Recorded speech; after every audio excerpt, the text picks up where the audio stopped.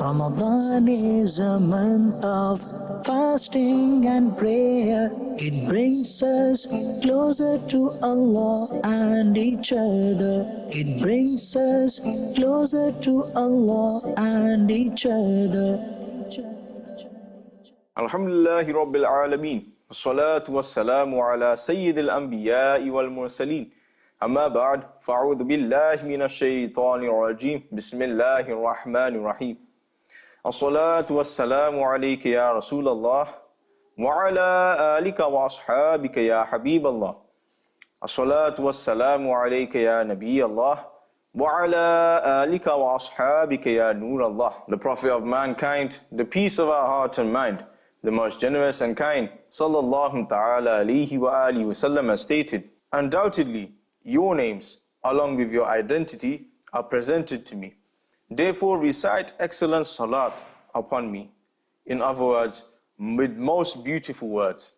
Sallu ala al-Habib, sallallahu ta'ala ala Muhammad, sallallahu ta'ala alayhi wa alihi wa sallam. Alhamdulillah azza wa jal. My dear viewers, in this beautiful silsila of the blessings of Ramadan, Alhamdulillah azza wa jal, in the last episode we discussed about the blessings of iftar. And inshallah azza wa jal, in this episode I shall discuss with you about the blessings of dua. Dear viewers, the noble Prophet sallallahu ta'ala alayhi wa alihi wa sallam has said that every dua contains at least one of the following three advantages. Number one, either the one who makes supplication, sin is forgiven. Or number two, he gets benefit. Or number three, he will get its reward in the afterlife. In the afterlife, when man sees the reward of his prayers that were not answered in the world, he will wish that none of his prayers would be answered in the world and all will be stored for the afterlife. My dear viewers, did you see? Supplications are always beneficial. Therefore, one should not be lazy in making supplication, even if its effect does not appear in the world, as its reward will surely be given in the hereafter. Now, let's listen to 5 bandi posts in regards to dua. Number one, by making dua, one fulfills the commandment of Allah Azza wa Jal, as He Azza wa Jal has commanded us to make dua. Therefore, the Holy Quran says, Udu'uni astajib lakum. Pray to me, I shall answer your prayer. Number two, making dua is sunnah, because the Prophet ar-Rahmah, the intercessor of Ummah, the owner of Jannah, sallallahu ta'ala alayhi wa alihi wa sallam, often used to make dua. Therefore, making dua leads us to practicing a sunnah. Number three, making dua is obedience to Rasulullah sallallahu ta'ala alayhi wa alihi wa sallam, as well, because he sallallahu ta'ala alayhi wa alihi wa sallam would advise his devotees to make dua. Number four, by making dua, one enters the fold of worshippers, because dua is a form of worship. It has even been regarded as the essence of worship. The Prophet ar-Rahmah, the intercessor of Ummah, the owner of Jannah, sallallahu ta'ala alayhi wa alihi wasallam, has said, Ad-du'a'u mukhul ibadah. Dua is the very essence of worship. Number five, dua entitles one either to the forgiveness of his sins or ease of difficulty in the world or acquisition of reward in the hereafter. And dear viewers, do you see, by making dua, one not only obeys Allah Azza wa Jal and His beloved Rasul sallallahu ta'ala alayhi wa alihi wa sallam, but also acts upon a sunnah, earns the reward of worshipping, and gains numerous other benefits in the world as well as the hereafter. Some people are very impatient. If there is some delay in the fulfillment of their supplications, they observe saying even such inappropriate sentences as, I've been making dua for so long, I've even had pious people make dua for me. There's not a single pir I haven't been to. I recite a lot of invocations. I've been to the tombs of saints, but Allah Azza wa Jal still doesn't fulfill my supplication. Some even dare to say, what sin have I committed which has resulted in this punishment? If such an emotional person is asked if he offers salah, he will perhaps reply in the negative. Did you see? The words of complaint that what sin have I committed which has resulted in this punishment are being expressed openly despite committing the major sin of missing salah. In other words, you see, Allah Azza wa Jal forbid, Missing salah isn't a sin at all.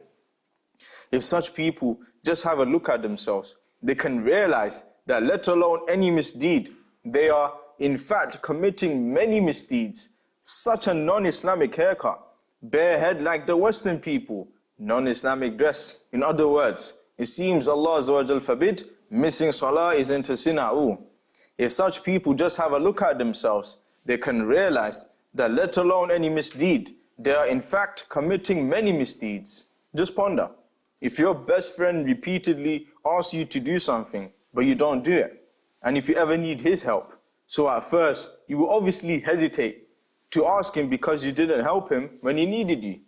Plucking up the courage, even if you dare to ask him and he doesn't listen, then you will not be justified in complaining because you also did not help him. Now just ponder carefully. There are many things that Allah Azza wa Jal has ordered us to do, but how many of them do we actually carry out? To put it bluntly, we are heedless of many of His commandments. I hope you may have understood that Allah's commands are disobeyed, and if He Azza wa Jal does not manifest the effect of dua, then complaints are made. Is it fair? Please, we must try to realize, if you keep on ignoring what our best friend says, he might even break ties with us. But look how merciful Allah Azza wa Jal is towards His servants. They disobey Him thousands of times, but He Azza wa Jal still does not exclude them from the list of His servants. He Azza wa Jal continues to shower His grace and mercy upon them. Ponder. What will happen if He Azza wa Jal seizes His bounties as a punishment? We can't even lift a single step without His mercy.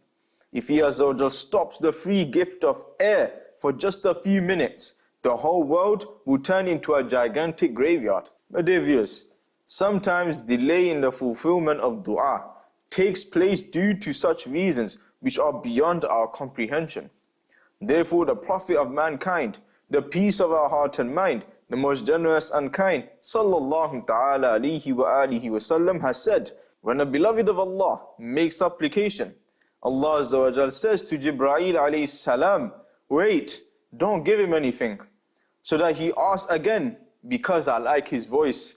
But when an unbeliever or sinner makes supplication, He Azza wa Jal says, O Jibreel, give him without delay what he wants, so that he does not ask again, because I don't like his voice. Sayyidina Yahya bin Sa'id bin Qattan radiyallahu ta'ala an saw Allah Azza wa Jal in a dream and asked, Ya Allah Azza wa Jal, I make supplication abundantly, but you don't fulfill my supplication. Allah Azza wa Jal replied, O Yahya, I like your voice, which is why I delay in fulfilling your supplications. My dear viewers, the foregoing parable as well as blessed hadith clarify that Allah Azza wa Jal likes the humility of His pious people, which is one of the reasons for the delay in the fulfillment of their supplications. We cannot comprehend these divine strategies. Anyhow, we must not be impatient. Maulana Naqi Ali Khan rahmatullahi ta'ala alayhi has stated on page 33 of his book Ahsanul Wi'a, whilst mentioning the manners of making supplication. One of the manners of supplication is to avoid impatience regarding the fulfillment of supplication. A hadith says, there are three types of people whose prayers are not answered by Allah Subhanahu wa Ta'ala. Number one, those who pray for a sin. Number two, those who pray for breaking ties. Number three, those who want their prayers to be answered immediately and say, my prayer hasn't been answered yet. This hadith makes it clear that one should not pray for unlawful things, because such a prayer will not be answered.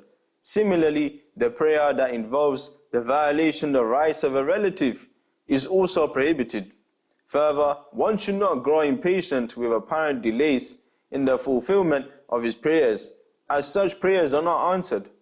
Ala Hazrat Imam Ahl Sunnat Maulana Shah Ahmad Raza Khan alayhi rahmatur rahman has added a footnote to Ahsanul Wi'a li adab dua. In this footnote, in his own particular and unique manner, has given the following advice to people who are impatient regarding the fulfillment of their supplications. Those who have to get any personal advantage from worldly officers are seen waiting for years, hoping to be helped by them, and wandering around their doorsteps morning and night.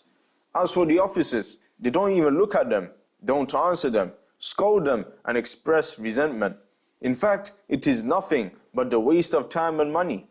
Even after spending years wandering around the offices, they do not give up hope, and it looks as if it is still the first day. And when it comes to making supplication in the court of Almighty Allah Azza wa Jal, one rarely goes to Him. And even if somebody goes, he looks tired and worried, wants everything instantly. He spends a week reciting something and then starts complaining. I recited this, but nothing happened. Such unwise people close the door of fulfillment themselves. The Prophet al-Rahmah, the intercessor of Ummah sallallahu ta'ala alayhi wa alihi wasallam has said, your prayers are answered as long as you don't hurry. Don't say I prayed, but my prayer wasn't answered. Some even dare to deny the effect of supplications and invocations. In fact, they lose trust in the promises of bounties Allah SWT has made. وَالْعِيَاذُ بِاللَّهِ الْكَرِيمِ الْجَوَّادِ. These people should be told, O the shameless, O the undignified, ponder calmly. If your friend asks you 1,000 times to do something for him, but you don't, then you hesitate to ask him to do something for you and say to yourself, I didn't listen to him. How can I ask him for something? But if you dare to ask him and he doesn't do it, then you won't complain and you say to yourself, well, I also didn't do what he asked. Now compare, how many of the commandments of Allah SWT do we obey? How shameful is it for you to disobey Him and then want Him to do what you ask? O unwise person, just look carefully at yourself from head to toe. There are millions of bounties in your body. When you sleep, His innocent servants, the angels protect you. Despite committing sins, you're blessed with safety and good health from head to toe. Protection from calamities, easy digestion of food, discharge of excrement without difficulty, easy circulation of blood in your body, physical strength, the eyesight, numerous bounties descend upon you constantly without having to ask or pray for them. Then how can you dare to complain if some of your desires are not fulfilled? You don't know what is beneficial to you. You don't know that you're perhaps going to suffer a major calamity, but it's your apparently unfulfilled supplication that warded it off. What do you know? What reward is being stored for you? His promise is true. Prayers are answered in 3 ways, and every former one is better than the latter. If you lose faith, then surely you'll be doomed, and the devil will take you to his side. وَالْعِيَاذُ بِاللَّهِ سُبْحَانَهُ وَتَعَالَى. O feeble soil, O impure water, look at yourself, and then look at the great privilege you have been granted. He has permitted you to be present in His court.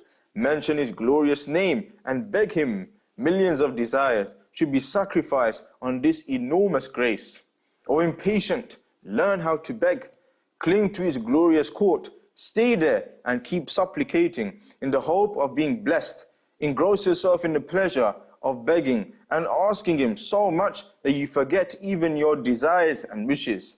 Have a firm belief that you will not return from His court empty-handed, because man daqqa bab al-karimi infatah. When anyone opens at the door of a generous person, it opens for him. Maulana Naqi Ali Khan rahmatullahi ta'ala alayhi has said, my dear, your Allah Azza wa says, Ujibu da'wat ad-da'i idha da'an. Translation from Kanzul Iman, Surah Baqarah, verse 186. I answer the prayer of the praying one when he prays to me. فَلَنِعْمَ الْمُجِيبُونَ. Translation from Kanzul Iman, Surah Safat, verse 75.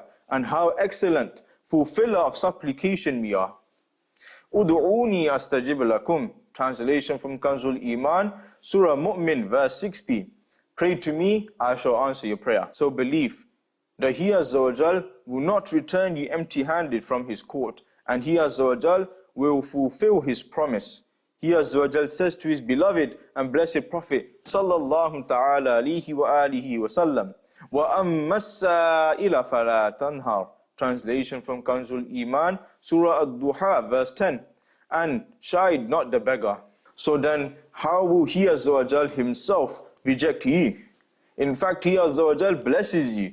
which is why He Azza wa Jal delays in fulfilling your supplications. Alhamdulillahi ala kulli hal. I pray to Allah Azza wa Jal that He gives us all the ability to do dua correctly, and may Allah subhanahu wa ta'ala give us the ability that we are able to be patient after offering our du'as. Ameen bijahin nabil ameen sallallahu ta'ala alayhi wa alihi wa sallam. Sallu ala al-habib sallallahu ta'ala ala Muhammad sallallahu ta'ala alayhi wa alihi wa sallam. Ramadan is a month of fasting and prayer. It brings us closer to Allah and each other. It brings us closer to Allah and each other.